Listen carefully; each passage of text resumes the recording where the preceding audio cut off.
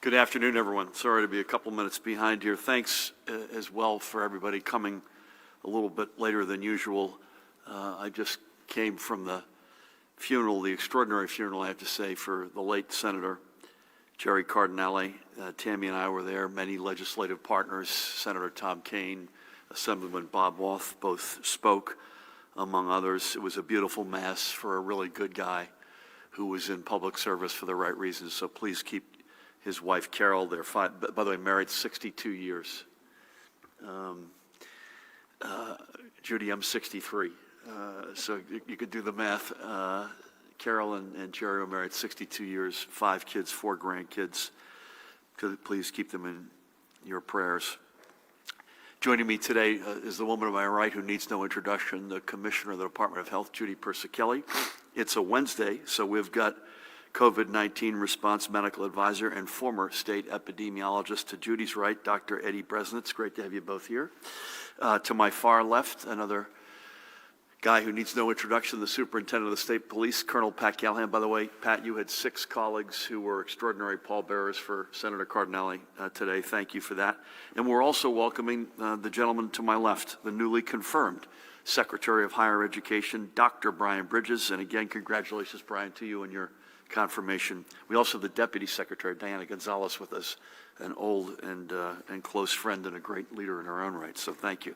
Parimal Garg, Chief Counsel, and a cast of thousands. Brian is with us to detail 2 new initiatives being undertaken by the Office of the Secretary of Higher Education at our colleges and universities in response to the pandemic. I'll ask him to go into greater detail in a couple of minutes, but here is a 30,000-foot view. Using just under $30 million in COVID response funds from the last tranche of federal assistance, the office is setting up 2 new grant programs to ensure the goals of our overall state plan for higher education are not undermined by the pandemic. First, Brian and Diana and team are standing up a new competitive grant program open to all institutions of higher education that receive state funding to spur the implementation of plans in key areas that impact degree completion. This program is being called the Opportunity Meets Innovation Challenge, and it will provide awards totaling $28.5 million, ranging from $500,000 to $1.5 million based on enrollment. Secondly, the office will put another $1 million toward the Hunger Free Campus Grant Program, which is focused squarely on eliminating hunger and food insecurity on our campuses. And by the way, this is an epidemic, not just in our state, but in our country. And it gets, and Brian, you know this better than anybody, it's far too often overlooked. This grant program will further build on the state law I proudly signed in 2019 to meaningfully combat the issue of food insecurity on our campuses. These grants will range from $40,000 to $100,000 per institution. And again, I'll ask Brian to dive into the details of both these innovative grant opportunities. But to the broader point, we know that the past year has placed enormous challenges both on our institutions of higher education and their students. Working collaboratively, we know that we can create new best practices and innovative solutions that will keep New Jersey's colleges and universities among the very best in the nation, if not in the world. So to you, Brian and Diana and team, thank you for taking on these issues, and I can't wait to see what comes out of these initiatives. These initiatives, by the way, align perfectly with the values and priorities laid out in the new state budget I unveiled yesterday. As I said, now is not the time to shrink away from the opportunities that await us on the other side of this pandemic, but rather to lean into the smart policies and key investments that will move us ever forward. I'm proud of what our budget can achieve. The first full payment in quite literally a generation. That's, by the way, $6.4 billion, $700 million more for our public schools, more accessible health care and child care for working families, direct tax rebates for hundreds of thousands of families, and real investments in our small business community and in the jobs of tomorrow, among so much more. I look forward to working with our legislative partners and stakeholders and advocates over the coming months as we finalize the budget, which will take effect on July 1st. Also, earlier today, I announced the full membership of the New Jersey Council on the Green Economy, which will be overseen by the new Office of Climate Action and the Green Economy, and will headed by Jane Cohen, our colleague, and will serve to develop the blueprint for expanding the green economy and creating a diverse workforce for the clean energy economy we are building. In addition to the First Lady, Tammy Murphy, who is an honorary chair of the council, members of the council, and by the way, it is a great group, a mix skewed toward Jersey folks, but with some national and international names. It's a really dynamite group. The members include representatives from across numerous state departments, as well as leaders from organized labor, business and industry, including our utilities and green businesses, environmental justice communities, academia, small business, workforce development, and environmental advocacy. They are names prominent, as I mentioned, in both our state and across our country. So I thank everyone who is a part of this council. I look forward to building the workforce of tomorrow.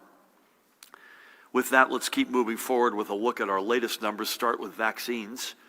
Judy, this is my latest number. I think it's yours as well. As of mid-morning, 1,758,979 vaccines administered. That's doses administered.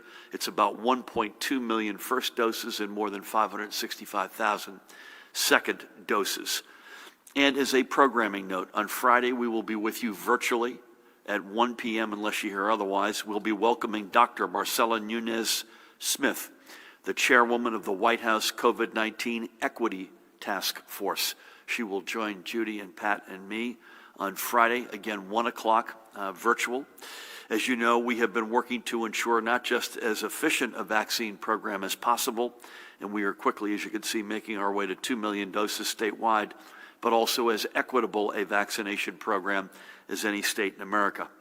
In this first regard, we can continue to work against the vaccine scarcity that is impacting every state. But we are making tremendous strides every day with tens of thousands of doses administered. Our sites are open to anyone who lives, works, or studies in the great state of New Jersey. And we know it's not a straight line, and we know there's still a big supply-demand imbalance, and we know there are folks out there who are anxious and frustrated. We get that, but with each and every day, we continue to plow through this. Again, with regard to equity, from our community partnerships to our mega sites, we have taken every effort to ensure equitable access to vaccines. The headlines we are seeing in other states, including of vaccine doses seemingly being auctioned off to wealthy enclaves while under-resourced communities go without, that will not happen under our watch.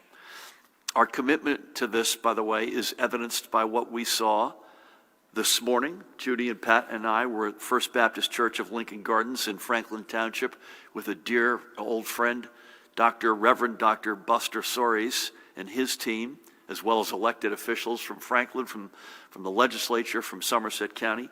And Judy and I saw it yesterday afternoon right here in the capital city at the Iglesia Pentecostal Asamblea de Dios, right here in Trenton, with father and son, Pastors Rodriguez, and their team.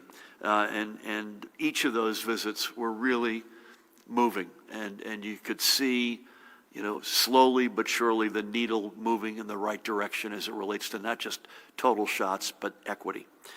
We're taking the same spirit of community partnership that we brought to our testing regime in the spring and summer and are applying it to our vaccine program, bringing together broad coalitions consisting of our faith institutions, community organizations, our healthcare partners, and federal, state, county, and local officials.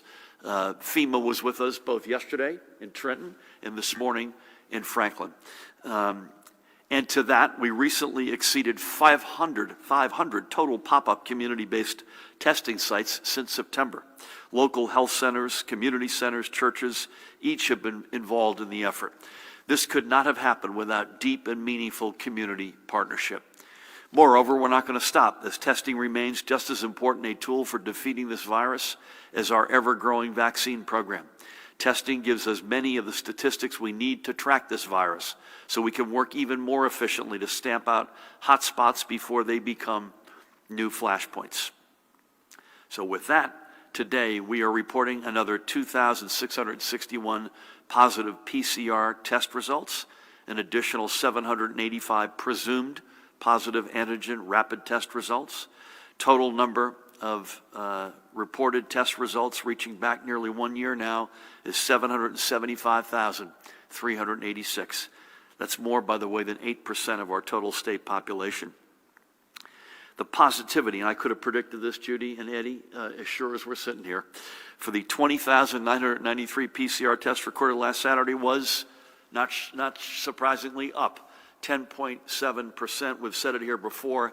If you look at Monday through Friday, you literally can read off 7.58, 7.27, 692, 635, 799, and bracketed on either side of that are the tests taken from the previous Saturday and Sunday and now this Saturday and Sunday, and invariably the numbers of tests taken are down. The reasons why folks get tested skews a little bit toward, I think I've been exposed or I'm not feeling well, and the positivity rate goes up. Rate of transmission is currently at 0.87. In our hospitals, we continue to see an improving picture emerge as the total hospital patient census was 2,070. That breaks down into 1,908 known COVID-positive patients and the remainder awaiting test results. By comparison, interestingly, Judy, we glanced on this conversation earlier. If you go back 1 month ago today, so go back to January 24th, the total number of folks in the hospital, 3,186. And by the way, 2,943 of them were confirmed COVID positive on that day. Our intensive care units, 435 patients there, 273 ventilators in use. Again, if you go back a month, each of those numbers are respectively down by 155 in terms of patients in ICU and 103 in terms of vents in use. All in all, 238 live COVID patients were discharged from our hospitals yesterday. 253 went in. And again, at the risk of comparing apples to oranges, these are not yet confirmed. 34 in-hospital deaths yesterday. We can, however, report with a very heavy heart 57 more confirmed deaths today, bringing the total confirmed to 20,746, and the number of probable deaths has been adjusted to 2,331. Let's take a couple of minutes to remember several of those we have lost. Just last Thursday, the borough of Lodi lost one of its lifelong residents, the guy on the left, Anthony Luna Jr., known to many, if not most, as TJ. TJ was just 57 years old. TJ served as the supervisor of buildings and grounds for the Lodi Board of Education. He was also a lifelong parishioner of St. Joseph Roman Catholic Church. Community service ran in TJ's blood. The Luna family legacy in Lodi goes back more than 130 years, with numerous relatives having served in public office or other areas. TJ's father, Anthony Sr., served on borough council and as mayor before later becoming borough manager. TJ's brother and a dear friend of mine, Scott, is the current mayor of Lodi. Besides the father and brother, TJ also leaves behind his wife Frances on the right there, and their two daughters, Alexa and her fiance Joey, and Cassie and her boyfriend Julian. I spoke to Scott while TJ was sick. I spoke to him, I think, the morning after he passed. Just unbelievably challenging. And I spoke to I had the honor of speaking to Frances, I guess, on Monday. TJ also leaves behind another brother, Jeffrey, and his sister Sherry, among many other family and friends. But the Luna family has gone through hell and back. TJ's mom, Ruth, passed away last month, as did his uncle, her brother, I believe, John Stellingworth. Neither passed due to COVID, but that doesn't make losing three beloved family members in such a short time any less painful. For a whole lot of reasons that won't be surprising to anybody, please keep the family in your prayers, especially TJ's dad, Anthony Sr. May God bless you, TJ, and watch over you, and we thank you for your lifetime commitment to the only town he ever called home. Bless you, buddy. Next, we recall this couple, Victor and Minerva Diaz. They lived in Wayne in Passaic County. They were among the earliest New Jerseyans we lost to the pandemic, and as our nation remembers the more than 500,000 Americans we have lost in total, we must ensure Victor and Minerva never become lost among the numbers. They both passed away in a span of 3 days between March and April of last year. Just, by the way, as well, a few doors away from each other in the hospital. Victor, a native of Puerto Rico, was 83 at the time of his passing, just 6 weeks shy of his 84th birthday. He had served the people of Patterson in the city's Human Resources Department for many years before retiring to spend time with his family. He was both a boxing aficionado and an avid baseball fan. He also had his artistic side and spent many a free hour drawing. Victor's son described his dad as the rock who took great pride in looking after his family. Minerva was born and raised in New York and was a devoted homemaker across more than 50 years in which she and Victor were married, ensuring that their 7 children were always taken care of. She was a master cook and a committed craftswoman. She volunteered her time helping older residents in the community and never turned down an opportunity to dance. In addition to their children, Victor and Minerva also leave behind 22 grandchildren and 21 great-grandchildren. What a legacy, what a family. We cannot imagine the pain of losing one parent to this pandemic, let alone both, and in such a short span of time. May God bless them both and continue to look after that tremendous family. And I must thank Victor and Minerva's daughter-in-law, Melissa, for bringing their lives and their stories to our attention. I had the honor of speaking with Melissa and her husband, Victor, their son, on Monday. It is an honor for us to honor them. So for them and for every single New Jerseyan and American who has been lost to this pandemic, our flags are flying at half-staff under the direction of President Biden, and will do so for the remainder of the work week. Now, switching gears to highlight another of the small businesses that has partnered with the New Jersey Economic Development Authority to receive the supports they have needed to remain strong and open for business. This is Kelly Playdeck on the left. Kelly runs the family-owned dealership Auction Access Auto, in Vineland. Kelly and her team pride themselves on working with their customers to provide them a reliable vehicle that will get them to work, to school, the store, or to medical appointments. And over the past year, Access Auto has been providing cars to many of Vineland's area's frontline and essential workers. Taking care of the community has been something they've been doing for 20 years. To help keep the dealership going and to meet the needs of both staff and customers for a safe place to conduct business, Kelly worked with the EDA to receive a grant that allowed her to modify the waiting areas, streamline the buying process, and make other necessary upgrades. And she also has been participating in the EDA's PPE discount program to purchase essential personal protective equipment for her workers and customers. I had the great pleasure to catch up with Kelly on Monday and to thank her for being a leader in Vineland's small business community. Her commitment to keeping her workers and customers safe and healthy is helping us win this war. I don't know that I understand why this website is what it is, but check them out. You see their address there, 1903 South Delicia Drive in Vineland. Their website is autoaccessmcbride.com. Dave will need you to help me figure that one out. autoaccessmcbride.com. And finally, with a heavy heart today, we close on a sad note. Yesterday, our state lost a really good man and an honorable public servant with the passing of Superior Court Judge Peter Barnes III. Before joining the bench in 2016, Pete served in a variety of roles in his hometown of Edison, including on council.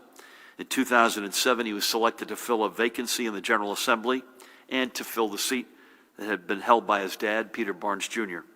In 2013, the people of the 18th Legislative District elected Pete to be their senator, and he served proudly in the Senate until his appointment to the judiciary. As a legislator, Pete garnered a strong reputation for focusing on policy, not on garnering headlines. He asked the right questions. He made the right calls. He worked across the aisle to seek common ground where common ground existed. The things that made him a good legislator made him a good judge, and they made him a good man. And in his true Irish style, he did it all with a tremendous twinkle in his eye, as you can see, and often with a well-timed story. I had the honor of speaking with his wife, Katie, yesterday, as well as their son, Jack, who was the next Barnes to enter public service as he works in the Senate Majority Office down the street. He also leaves another son, Kenny, and a daughter, Meg. He's also survived by 2 sisters, as well as by his mom, Barbara, with whom I had as well the honor of speaking yesterday. And of course, he leaves many former colleagues and countless friends. We thank you, Peter, for your years of service and to your community and to our state. And until we meet again, may God bless you and keep you in the palm of his hand. And that is where we'll leave it off for today. Please help me welcome, in this case, the guy to my left. It is an honor to have the Secretary of Higher Education of the great state of New Jersey with us. Please help me welcome Dr. Brian Bridges. Thank you, Governor, for the opportunity to be with you this afternoon. Today's announcement, combined with the investments in higher education announced yesterday in your budget address, make this a consequential week in higher education in New Jersey, to say the least. I would be remiss if I did not also thank Commissioner Persicelli, Colonel Callahan, and their extraordinary teams for their support and collaborative partnership as we work to ensure that our New Jersey campus communities remain safe spaces for students, faculty, and staff. The ongoing pandemic has impacted every aspect of higher education, and its long-term effects will be felt for years to come as we recover and build long-term resiliency. That's why I am announcing today that we are dedicating almost $30 million in federal funding to address the core priorities of our state plan for higher education and ensure students have the resources and opportunities to graduate with meaningful credentials, compete in our innovation economy, and succeed in whatever pathway they choose. A significant portion of the second round of Governor's Emergency Education Relief Funding, Gear 2 as we affectionately call it, $28.5 million, will establish a competitive challenge grant program available to New Jersey's public and public mission private institutions that receive state operating aid to implement vetted best practices released last March when COVID-19 cases were rapidly escalating. And nearly a year later, we know how devastating this crisis has been on students and the colleges and universities they attend.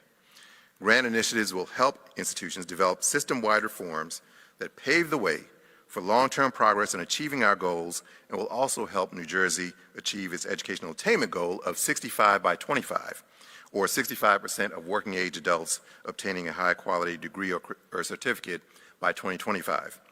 Institutions will be able to select from a series of grant options that reflect the 5 core priority categories of the state plan.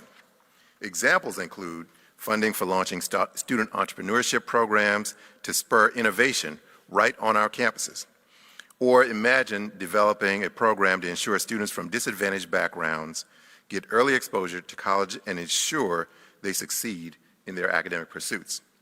So whether it's motivating students to follow in the footsteps of historic New Jersey innovators, or ensuring their success to possibly become a future Nobel laureate, colleges will be able to strengthen pathways for students through this funding.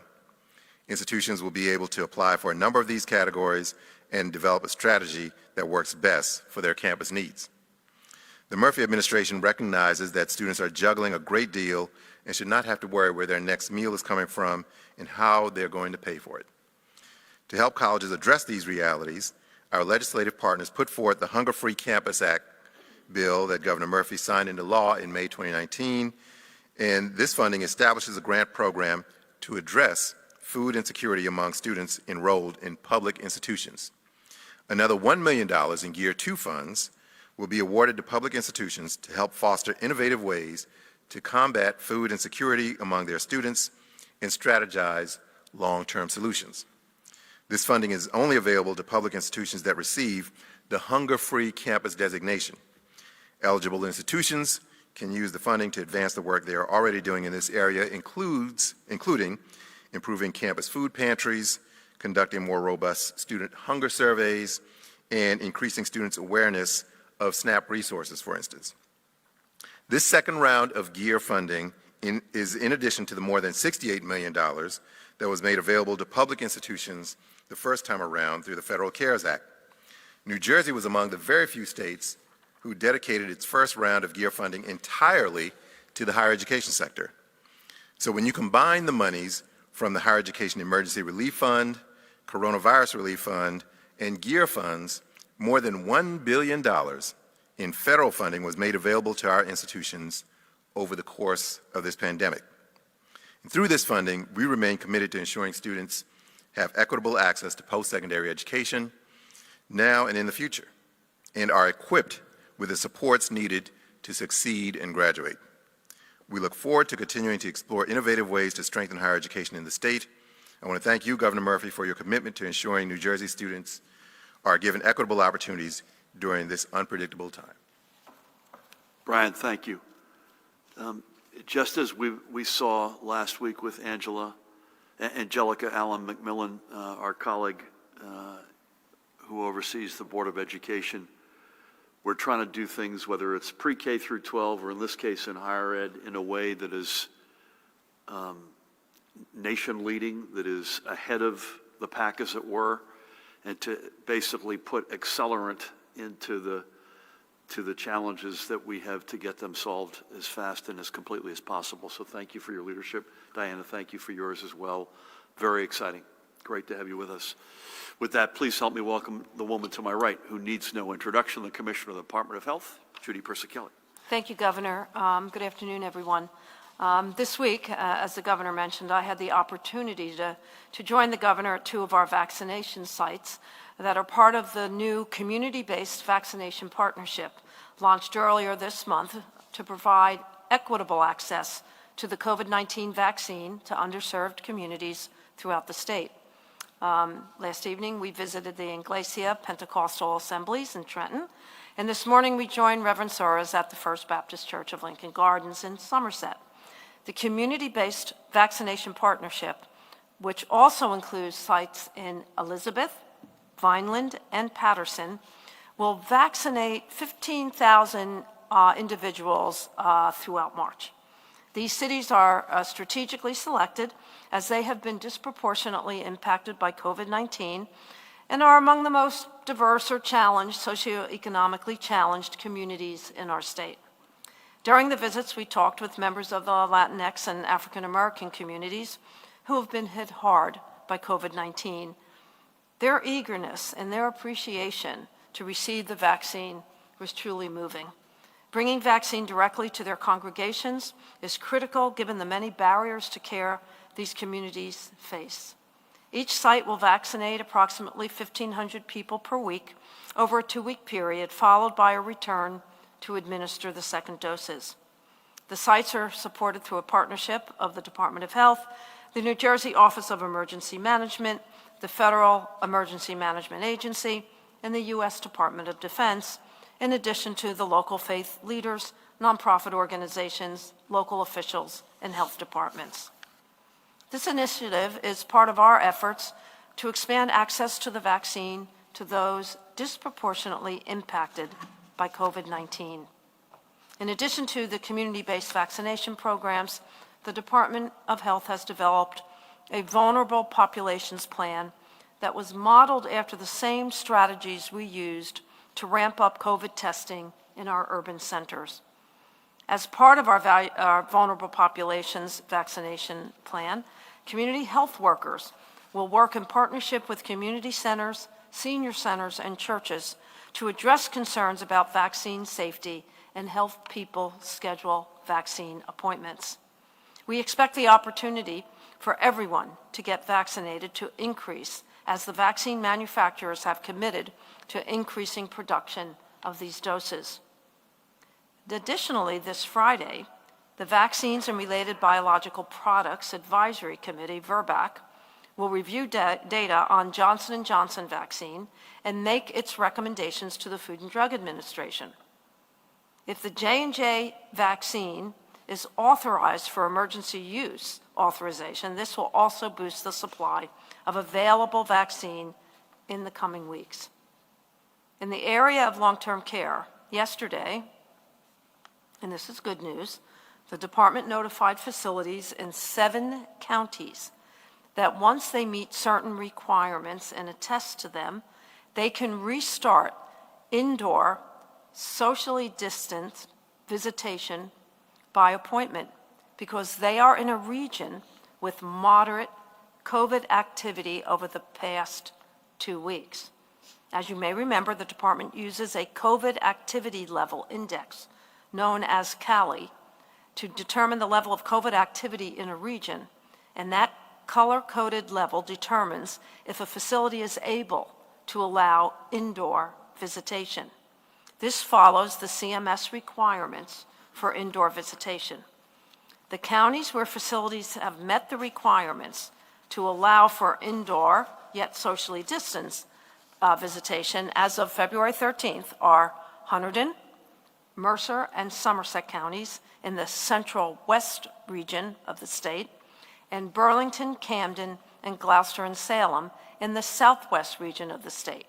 So indoor visitation can only occur in facilities where the facility has sufficient staff, a mechanism for appointments and sufficient PPE, and cleaning and disinfection supplies to permit safe visitation. No new facility onset COVID-19 cases are identified in the last 14 days. The facility is not currently conducting outbreak testing. There is a mechanism to collect informed consent from both the residents and the visitors that there is a designated location for the indoor visitation, and all required attestations have been submitted. This is good news. We are seeing the outbreaks in our long-term care facilities decrease.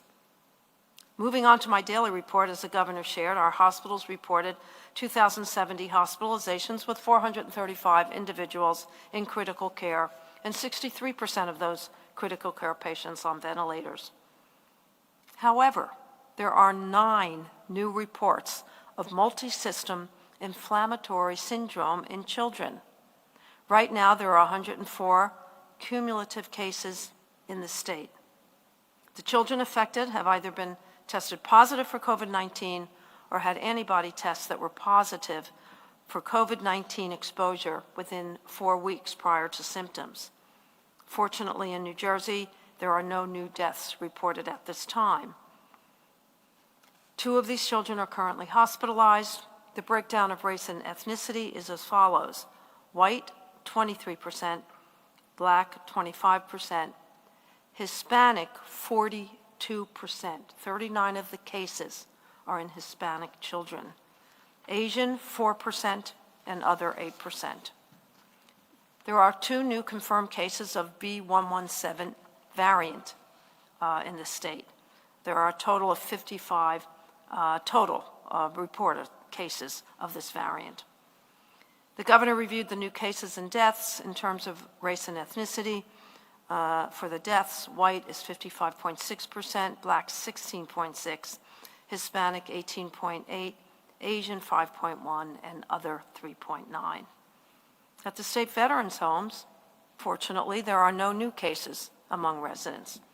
And at the state psychiatric hospitals, there are no new cases among the patients. As of February 20th, in New Jersey, positivity was 10.70%.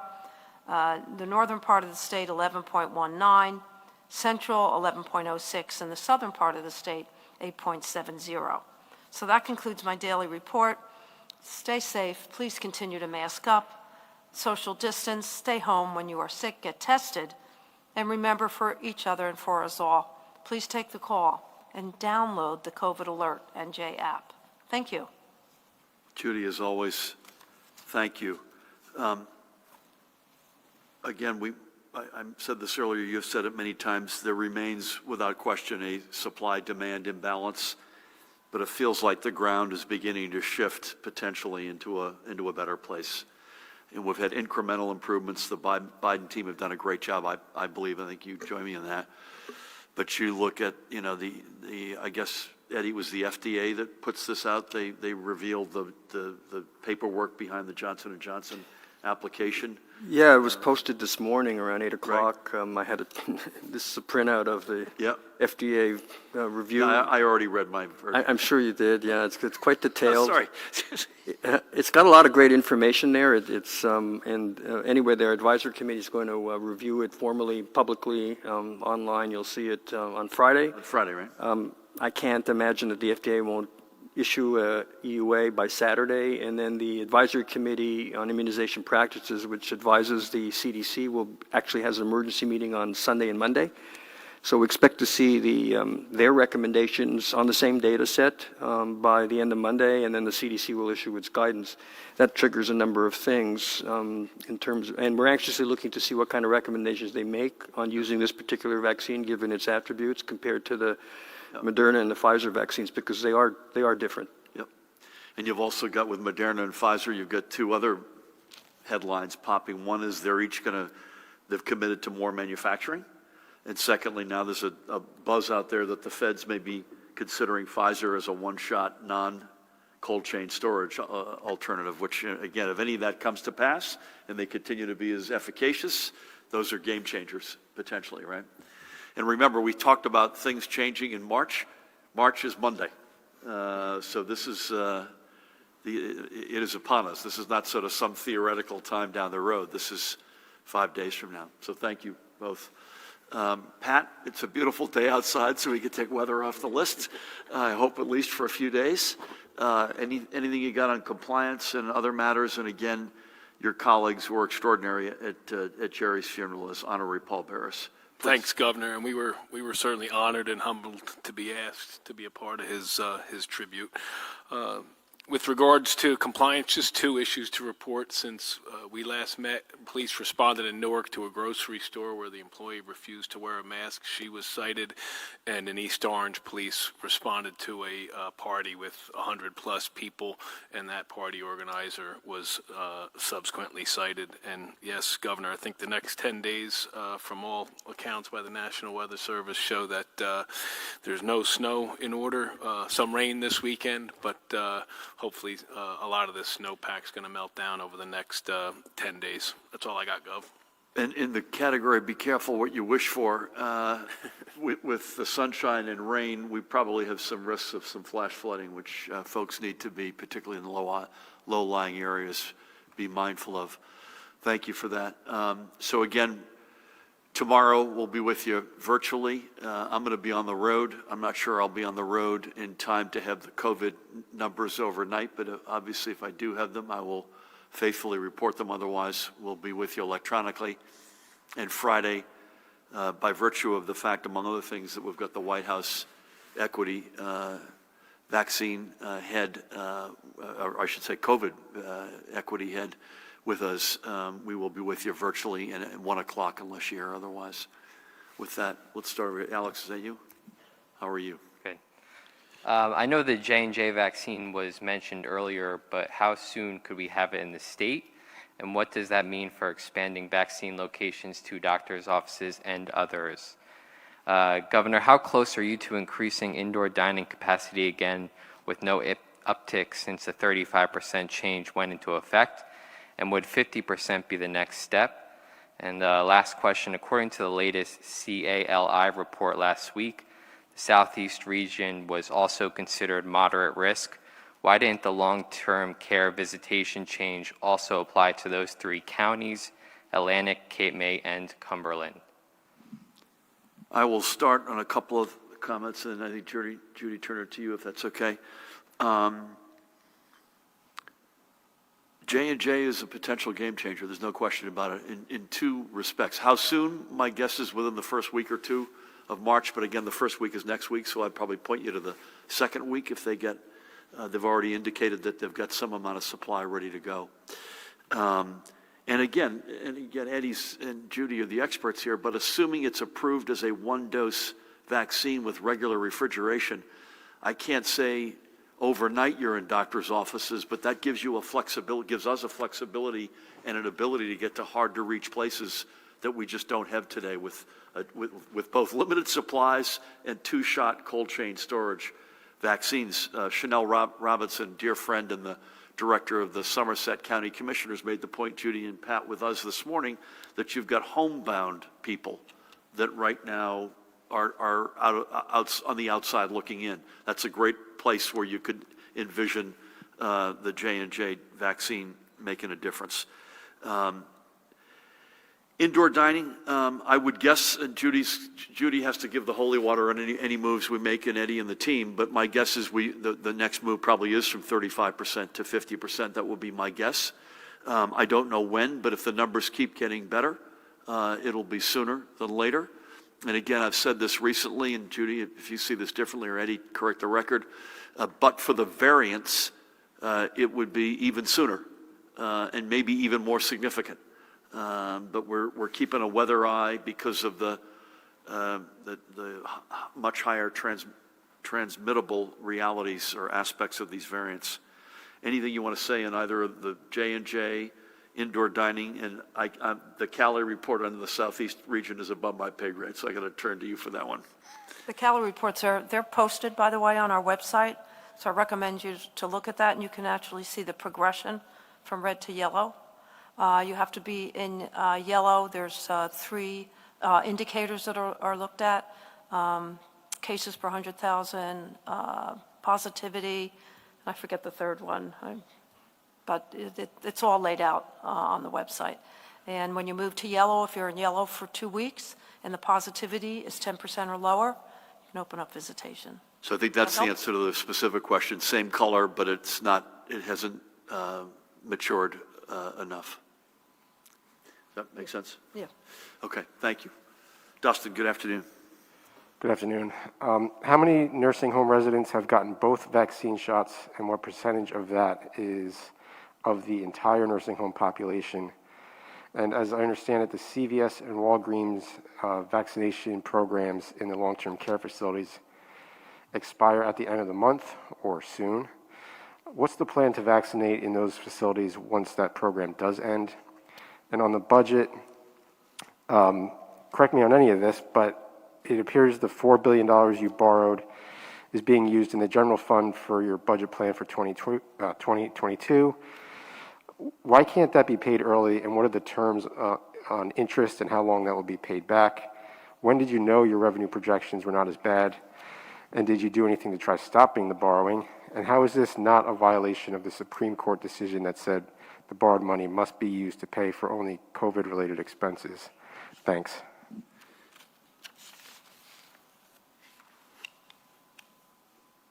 Okay. Do you have the nursing home numbers, Judy? Yeah. Do you mind? Yeah, sure.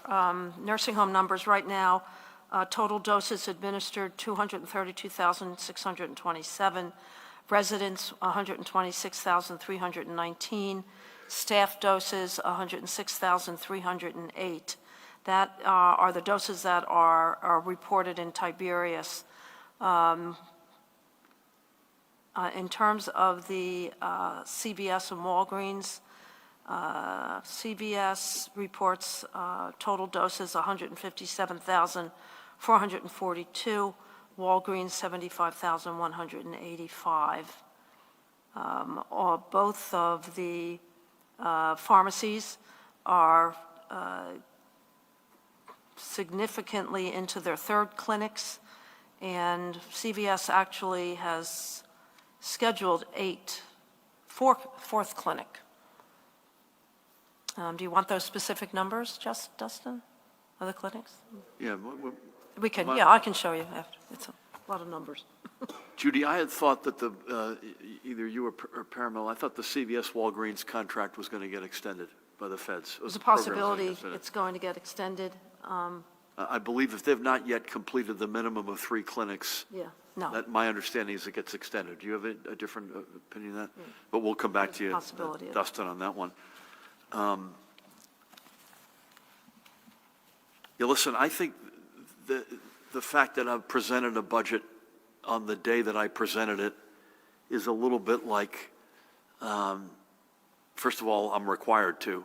It's a little bit like you're in the middle of an athletic contest, a game of some sort, and someone arbitrarily said at minute 5:52 of the third quarter, you have to give us an assessment of the game.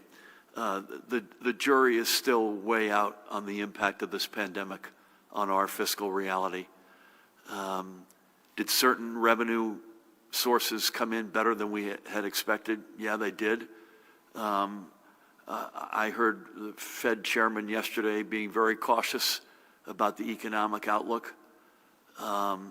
Did we try to do everything we could in the budget to balance the various realities that we have to balance? Like we put a lot in for small businesses, for daycare, for you name it, areas that have been crushed by the pandemic. Yes. If I could do more, would I do more? Absolutely, and I hope to be able to do more. So it is a work in process. That's all I can say. We have benefited without question by folks sort of walking away from a vertical urban living or working environment toward wanting a backyard. There's no question. You look at housing prices, you look at the imbalance of supply and demand on that front, and has that helped the local economy, local economies in our state? Without question. It's also exacerbated what was already probably the nation's most challengeable affordable housing reality. So this is we're still in the middle of the game. As I mentioned, we didn't score one penny of any further federal help, of any other realities that now are going to turn out to have some impact down the road, like legalization of adult use cannabis. And this, again, I think the fact that we sort of gave the budget on the date that was agreed to with the legislature is an artificial drawn conclusion date. This is as I said, I won't repeat it again, but this is a work in process. Thank you for that, though. Sir, do you have any? Please. I've got one from News 12 New Jersey's Walt Kane. In your budget proposal, you allocated $7.75 million for upgrades to the unemployment system. The New Jersey Department of Labor has estimated that a new system would cost $200 million. Last year, you wondered how we got to the point where we are using a 40-year-old system. Are you now satisfied that the system does not need to be replaced, and if so, why? Thank you. Is that it? Listen, the number that's in the budget reflects what our folks believe is a realistic inside of this fiscal year. Remember, this is a one-year budget that is absolutely needed here. I think what you've heard Rob Acero-Angelo say many times when he's been with me on my left is doing a complete overhaul at the state level in the absence of a federal overhaul to the unemployment benefits system is at least to some extent throwing good money after bad. The feds need to boil the system down to its essential parts and rebuild it in a 21st century reality. And I think the number in our budget is a reflection of what we think is the right, prudent thing to do to make sure we stay ahead of the game. And my guess is if the feds ultimately do boil it down and rebuild it from scratch, we'll then want to be more heroic on our side. But I don't want to waste money in the meantime. Thank you. Say hi to Walt for me, please. Good afternoon. A couple quick questions. Two from a reporter, Colleen O'Day. Can you provide the number of vaccine doses each county got this week by county? Why are you not providing this information on the dashboard so the public can see availability? Also, given this month's RAND study found that every $1,000 spent on tuition aid grants boosts graduation at state colleges by 2.6 points, why are you not providing more money in TAG to needy students? And a question for someone on our stream. Are you requiring out-of-state students to quarantine if they attend college in New Jersey? Thank you.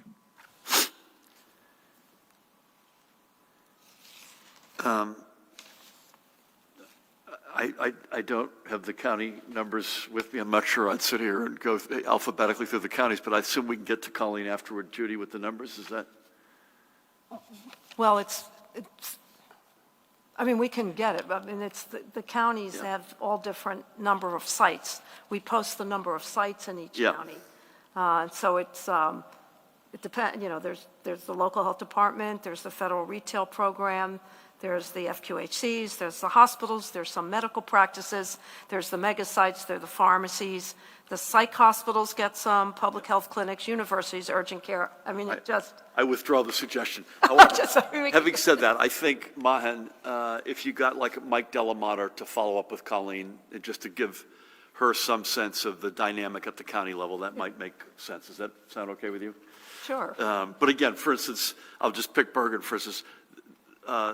They have the Meadowlands racetrack site, which skews the Bergen reality versus a county that may not have a mega site in it, for instance. I can't read my writing. Oh, why aren't we putting more money into higher ed? I think we're putting a lot more money into higher ed, Brian. Thoughts on that? Yes, I would agree that we are, and actually, given the investments that were announced yesterday, I mean, there's a $27 million increase in CCOG, $50 million increase to establish the Garden State Guarantee. So essentially, students who are under an income threshold of 65,000 AGI, adjusted gross income for their families, can go to college, can earn 2 years of college for free at community colleges, and then 2 years of college for free at a 4-year public institution. So the same students who would receive TAG are covered under those programs as well. In addition to that, there's a $2.8 million investment in EOF, one of the state's hallmark, long-standing programs that dates back 53 years. And so I think that these investments combined are significant and substantial in helping students to get to and through college. Well said. I mean, that's a point. The TAG money or the EOF money, the father of which is former governor, one of my mentors, Tom Kane Sr., as an assemblyman. Those monies are essentially, Brian, going into the same pool of students. They're all needs-based, right? Yes. Yes. And the EOF magic, I have to say, even furthermore, has a sort of mentoring, hand-holding element and aspect to it. It's not just money. It's counseling and mentoring, which I think makes that a pretty cool program. Thank you. We'll come back and give you some county color at some point. Dave, how are you? Good afternoon. Hi, Governor. The CDC recommending now that kids should and can go back into schools, and we're hearing from a growing number of parents they're frustrated and angry about the kids' schools staying virtual. I'm sure you're aware that police in Sussex County were investigating threats made online about violence. Parents have rallied in Maplewood. They filed lawsuits demanding that kids can go back into school. Parents in other parts of the state are also very unhappy. What's your reaction? What do you want parents to be aware of? What do you want them to keep in mind on this issue? Are you concerned, Governor, that only giving minors warnings for multiple pot and alcohol violations is sending the wrong message? I know you are a father, as am I, Governor, and kids being kids, they believe that if there's no serious consequence for doing something, such as drinking alcohol, maybe smoking pot, in a sense, aren't we really kind of encouraging them to test the limits and go ahead and do it? Parents, again, very concerned about this. Excuse me. If a police officer sees a kid smoking a joint on the street and then the officer is allowed to, I assume, take possession of the joint and then issue a warning to the minor, what about the fact that even though recreational pot is now going to be legal in New Jersey, it cannot be used in a public setting? In other words, would the minor be issued a warning for the pot, but then a summons for smoking pot in public? And final question, in the past few days, as I'm sure you're aware, there have been reports the current vaccines are effective against the variants. Will these studies give you more confidence about opening things up more quickly if we continue to see the metrics moving in the right way? You've kind of commented on this already. But would there be specific indicators that you would follow? I'm assuming hospitalizations. And would there be a way to follow that as it progresses? Thank you. I think on the last one, the answer has to be yes. It gives you more confidence. But I think the last thing we want to do is lurch forward and pull ourselves back. So on the margin, we want to certainly open things up, but we want to do it carefully and responsibly. And if there is mounting evidence, and you all should tell me if you disagree, if there's mounting evidence that the vaccines are good against the variants, in addition to the fact our numbers continue to go in the right direction, there's no question we're going to open up. Just a question of when and how much. And again, the last thing I want to do, I think I speak for all of us, is to lurch open and then have to pull back, which is hell to pay on the businesses, on the customers, on everybody associated with it. Back up to schools. Yeah, I know, listen, we've said this for day one. This is incredibly stressful for everybody, for parents, kids, educators, administrators, period, full stop. I don't have a today update on the schools, but it remains somewhat over 3/4 of either the districts or the charters, Renaissance, developmentally disabled, other schools that we've got stewardship for, over 3/4 of them have some amount of in-person, and that number is continuing to go up. People will respond, yes, but some of the big school districts are not in person, they're remote. I absolutely grant that. My guess is a combination of these numbers and realities continue to go in the right direction. A month or two from now, just to go out a little bit, you're in a completely different ballgame as it relates to school. I was asked on CNN the other day, can you commit if educators are vaccinated that school's open? And I said, that's a false connection. I think you all would agree that the CDC has been crystal clear. I think you all have been crystal clear. It is not a magic wand or a binary, you're in or you're not in.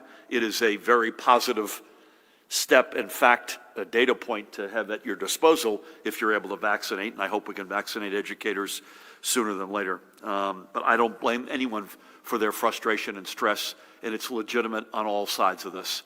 And again, we slowly but surely continue to get into a better place. And as you saw from the program that Angelica unveiled last week, with what Brian and Diana are talking about today, with what we're putting in the budget, we're not just saying, we're not just saying the right words. We're putting serious money to work to address learning loss, mental health challenges, et cetera. Listen, I'll just give you my overarching reaction. You good with that on those thoughts? I'm not going to practice without a license, Eddie. Please don't. Listen, I understand it as it relates to pot. Remember where we started, and I think that's an important point here. We had wholly unfair laws that dragged literally over decades, tens if not hundreds of thousands of disproportionately young persons of color and disproportionately young males of color into the criminal justice system. And it either derailed, delayed, or permanently impaired the lives of thousands of people. That's where we're starting. That's what we had Monday morning. I think we've all gone into this with a spirit of we think the best common ground we can all find, but we've got to turn the page on what I just described. Is it going to be perfect? Are we going to have growing pains? I bet you we are. Did we legalize weed for kids? We did not. We committed to that and we didn't. And at the same time, we cannot in any way, shape, or form put more young people, particularly of color, into the criminal justice system. And that also has ended. That has stopped. So I don't have a perfect answer for you, but I know what we had was not only imperfect, it was devastating for thousands, if not tens and hundreds of thousands of lives in our state over decades. It's time we turn the page. We have turned the page. I suspect we'll learn a lot over the next weeks and months. I was told, and Paramount will be mad at me if I don't say this, that when I said plus or minus 6 months until the legalized cannabis business is up and running, might be a little bit aggressive. So I don't want to overpromise and underdeliver, but that's my overarching answer to that. All good questions, and my strong belief is we've gotten to a better place, and we will stumble even furthermore into a far better place. Nikita. Hi, Governor. So some months back when I first asked you about early voting, you said that you'd like a 30-day voting period. The bills moving their way through the legislature now provide for a 3-day period for some primaries and then a 5-day period for presidential primaries. And then for the general election, they provide a 9-day period. Is that enough? And then on a separate bill, the Assembly Appropriations Committee today advanced one allowing members of the PFRS, the Police and Fire Retirement System, to retire and collect pension payments at 50% of their max pay after 20 years, regardless of their age. It's currently limited to 55 years. Is that something that you support? And then on Assemblyman Gordon Johnson, who was, I believe, the first notable politician to back your 2017 campaign, I'm wondering if, since you've endorsed Joe Cryan, if you've come around and are ready to endorse Assemblyman Johnson. So I won't talk about the specific bills. On the second question, Nikita, I don't have a reaction to it because I haven't been focused on that. So if we can come back to your mind, make sure we follow up on this, on the PFRS bill. So forgive me for that. without getting into the specifics of early voting, and I mean this not facetiously, I mean this, I'll take anything. I think anything early is what the doctor ordered. And it's like my answer to Dave, let's start somewhere, and then we've got a lot of people of goodwill who want to have a good result here, and I'm confident that we'll start in a good place, and if we need to end in yet a different place, then we'll do that together. I do think I was equivocal, I think is the right word, about whether or not it could be in place for the June primaries. I don't think there's any realistic chance for this year that it can be done by then. And I want to make sure that I address that on the record. And I think Paramount would agree with me. It was a noble hope, but I think this is really right now beginning in the general and then beyond in years to come. Listen, that particular race, I believe you are right, Gordon was the first elected official in the state to endorse my candidacy. And I'm forever grateful for that. And by the way, Valerie Huddle is somebody who I and we are just as close to and have worked on countless bills together. 2 stars vying to replace and one of the all-time greats in Loretta Weinberg. And I'm big fans and big believers in both of them, and I'll leave it at that. So thank you, everybody. I'm going to, 5 more seconds, Judy, with the second mask here to mask up. But Pat, you notice I'm flying the colors here? I just want to make sure. Judy and Eddie, thank you both for today and for everything. Deep appreciation. Pat, likewise as always. Brian, a real treat to have you here. It's great to have you on the team, confirmed and here today. Thank you. Diana, as always. Paramel, Mahin, everyone out there, thank you again. We'll be with you Friday, virtual at 1 o'clock, unless you hear otherwise. Tomorrow I will be on the road, so it's possible I'll have some COVID news, but if not, we'll get it to you electronically. And just folks, keep doing what you're doing. I think to several of the questions that we got today, these numbers keep getting better. The vaccine news, God willing, sounds like it may be getting better. That supply-demand imbalance begins to correct. The weather gets a little bit better. Pat, that's your job. You put all that together a month or 2 from now, we're in, I believe, a completely different ballgame. The variants are the one thing that sort of is in the back of my head, at least, to make sure that we're not taking any of that for granted or we're watching them like a hawk. Take care, everybody. God bless.